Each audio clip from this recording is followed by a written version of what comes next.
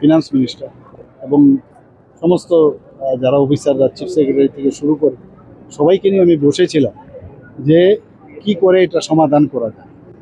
তো এখানে যা ওখানে বুঝলাম আমি শেষ পর্যন্ত দেখলাম যে সাবসিডি আমাদের তরফ থেকে দিতেই হবে।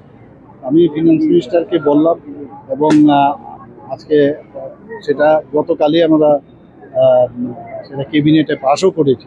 তো আমরা চাই মানুষ তো ঠিকই আছে, বলা উচিত কোন জায়গায় যদি সমস্যা হচ্ছে তো বলা উচিত এবং আমরা সেই জায়গায় দাঁড়িয়ে আজকে কিন্তু আমার মনে হয় যে পরিত্রাণের একটা ব্যবস্থা করেছি এবং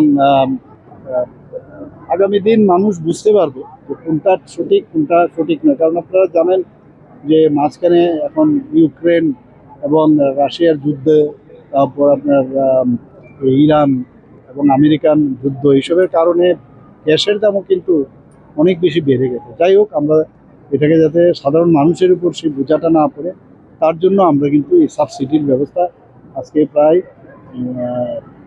100 কোটি টাকার উপরে আপনারা ভাবুন, সেটা আমরা দিতে আমাদের এখন, যদিও আমাদের আর্থিকের যে বিষয়টা আপনারা সবাই জানেন, সেই জায়গার মধ্যে দাঁড়িয়েও আমরা মানুষের যাতে অসুবিধা না হয় তার ব্যবস্থা করব।